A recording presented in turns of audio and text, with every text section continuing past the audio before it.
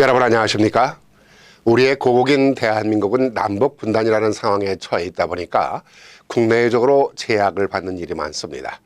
정치적으로나 경제적인 것은 물론이고 외교적인 약점 또한 말할 것도 없습니다. 중국하고는 사드 문제가 외교적 분쟁으로 비화되면서 관광산업에 큰 타격을 입게 되었습니다. 일본하고는 독도 영유권 문제라든가 위안부 사과, 강제노동 보상 문제, 이렇듯 여러 가지 복합적인 문제로 경제 분쟁이 일어나고 있습니다. 최근에는 주한미군 주둔 비용 부담 문제로 외교적 어려움을 겪고 있습니다.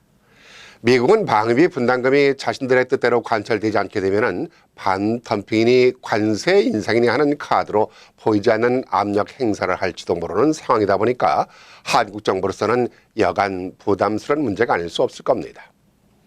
한국 정부가 이처럼 주변 국가들이라든가 동맹국들로부터 외교적인 어려움을 겪고 있는 것이 바로 남북분단이라는 상황에 처해 있기 때문입니다. 부당하고 터무니없는 일인데도 한반도의 안보를 위해서는 참고 양보를 해야 하는 어려움이 있는 것입니다. 이처럼 한국 정부가 외교적으로 어려움을 겪고 있을 때마다 해외 동포들은 가만히 있지 않고 발벗고 나서왔습니다. 앞서 말씀드린 독도 문제를 비롯해서 동해 표기며 위안부 사과와 보상을 촉구하는 일이며 경제 보복으로 인한 일본의 횡포에 동포들이 대응하면서 어려울 때마다 해외 동포 모두가 나서고 있습니다. 이러한 해외 동포들의 공공외교 역할이 이루어지면서 한국 정부에 큰 힘을 실어주고 있는 모습입니다.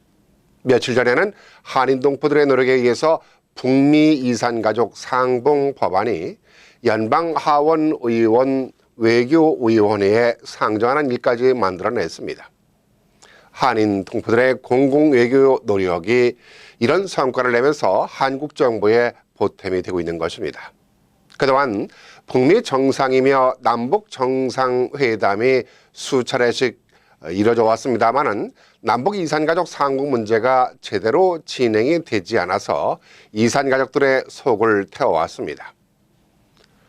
북미 이산가족 상봉이라도 이루어진다면 이산가족 상봉으로 가족을 그리워하는 많은 분들에게 큰 기쁨이 될 것이고 진전 상태가 없는 남북한의 교류에 또 다른 변화를 주는 계기가 될 것이라는 생각이 듭니다.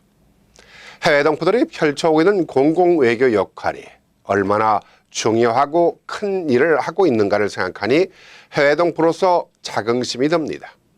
동포들이 조국을 사랑하고 애국심에서 비롯되는 일이라고 하지만은 한국 정부는 동포들이 펼치고 있는 공공외교 역할에 대해서 깊은 관심을 가져야 할 것이라고 봅니다.